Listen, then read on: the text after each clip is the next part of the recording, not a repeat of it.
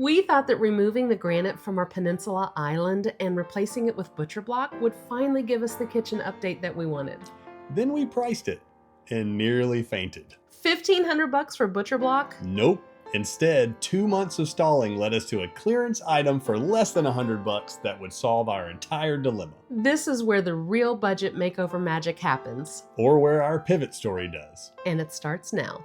All right, so let's talk about our initial plan for counters. Now, I dreamed of having an entire island made of the butcher block.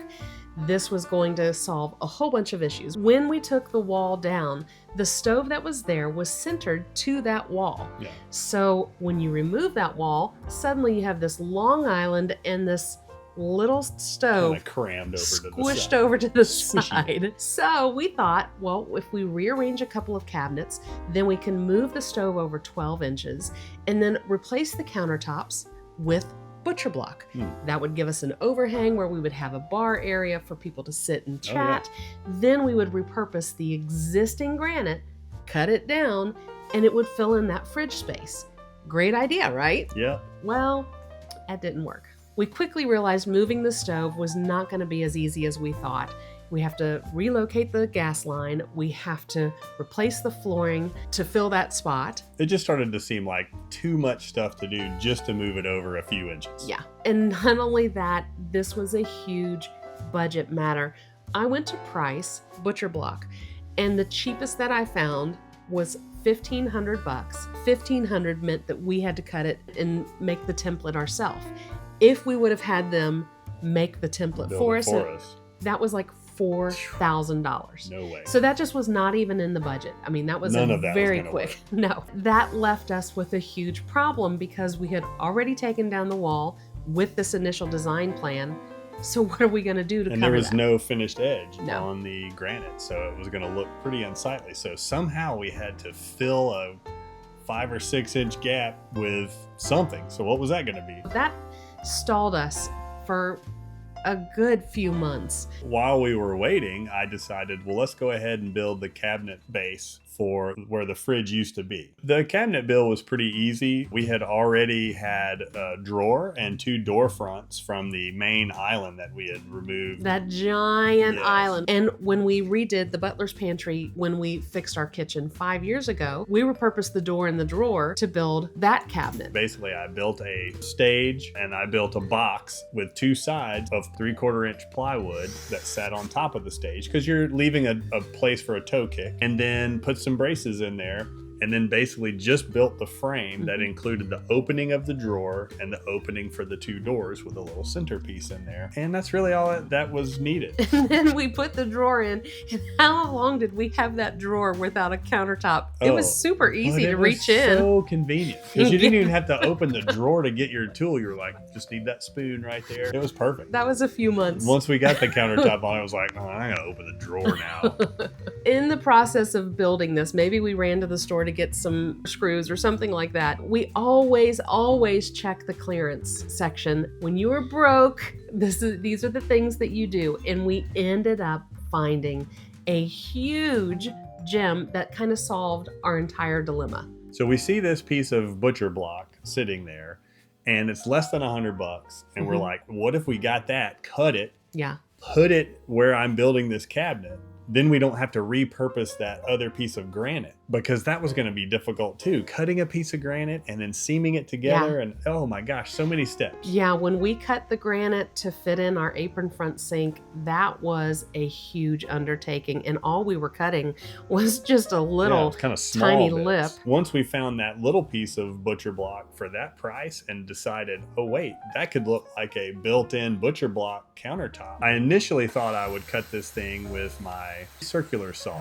except this blade, which is a horrible blade, wasn't letting me. So I was pretty frustrated out there. So I called on the big guns and I said, we got to get this thing through the table saw. So we set the table saw up instead, and like butter.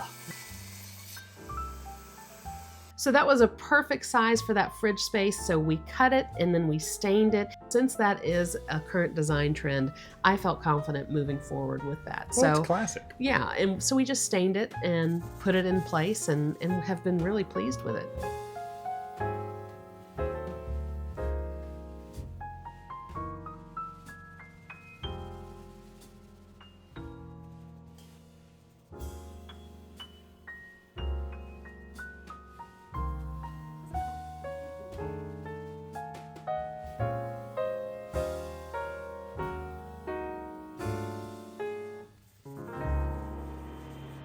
That solved the dilemma for where the fridge was in replacing the countertop there, but that still did not fix what are we going to do with this wall that we had turned into a half wall. You came up with a pretty brilliant idea, but then we were a little worried if it was even going to work. Okay, so let's nail out this countertop. Okay, issue. countertops. Our whole goal is to spend as little as we can and still make it look beautiful. So how can we embrace what we already have and make it work? The countertop only goes so far. It's kind of a play off of the waterfall, like the wooden waterfall thing you've seen on countertops, which are generally higher up, and then the edge of the wood goes down. You know what I'm talking about? So what if we, instead of creating that, we just put a nice piece of wood that's, I don't know, 5 or 6 inches wide. Okay. And it wouldn't be necessarily a countertop or a place to sit. It's not going to hang over like a bar top. Okay. It would just literally be a decorative cap, and we can stain it.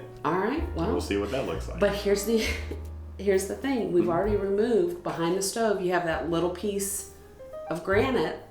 Did you keep that piece of granite? There's no way Because I mean, if we chuck that piece, then we are really bad. All right, so Want to go find that granite piece? I hope we did not throw that granite away. There's no way I did that. Adding that board as a seamless transition and staining it the same as the butcher block was going to be perfect, except we had taken away, because we thought we were using butcher block, we had taken away, there was this little section behind the stove. About 2 feet long and about 3 inches wide that covered the gap where the stove fit in, and we could not find it. Oh, We were kind of shocked. I think it took us a few weeks. Yeah. Like one day we actually tried to tear apart the garage looking for it with no luck, and then I think you were cutting something totally different, and I looked we ended over up and finding it. found it.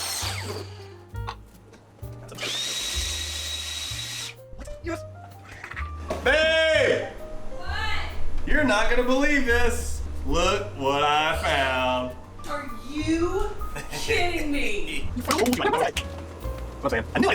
How I decided to install this long board. We chose a poplar board because it had a pretty nice grain to it, and it wasn't too much like pine with knots or too much like oak, which is a real deep grain.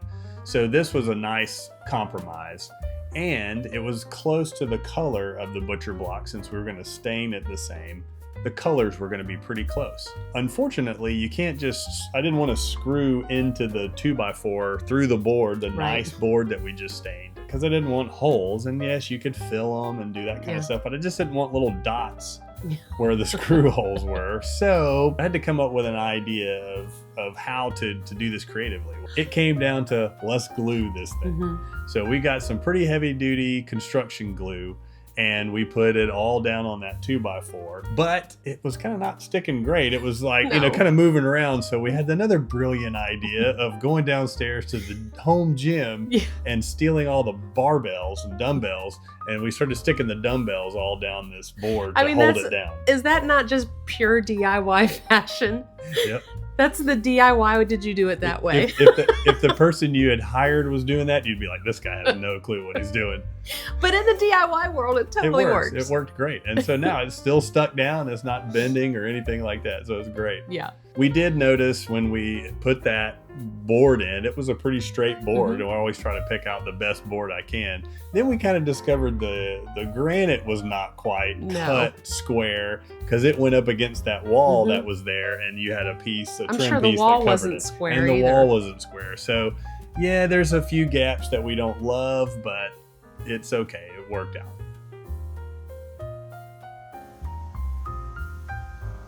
That's a good one. That there's a good one.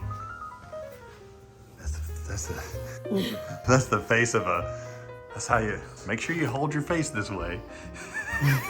So then we were finally able to put that missing piece back in, and then you used some clear caulk, which is, what is that called?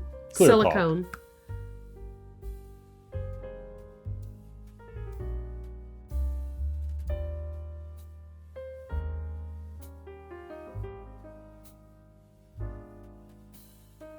Like we use some silicone to make sure that was put in affixed. between the two pieces of granite. Holds it in place a little better and keeps moisture and water and ranch sauce from dripping down in between it.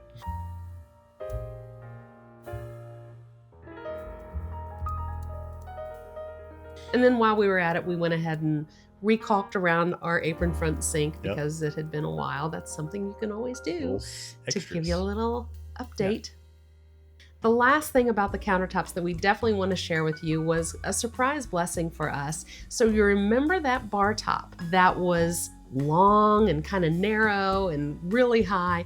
We set that aside and we made sure to keep that, and we found a way to repurpose it. This is a pretty cool story of how we got the granite resized. I remember a student that I had a few years back whose parents owned a granite shop, and I went down there and they cut the piece of granite for me and didn't charge me a thing for it. It was perfect. I kept expecting a friends and family discount. Right. I didn't expect at all that it was going to be free of charge. So I know. That was a huge blessing. So great. So thank you very much, you guys. That was awesome. Now that piece will go into this microwave workstation area that we'll be talking about and showing you the tutorial on in the next video. So this whole thing was a huge, like, tire screeching design pivot that was like, okay, our entire plan is now hinged on this one thing, and now we're not doing it. And so did we just mess up majorly? This ended up being a huge win for us, a huge pivotal DIY win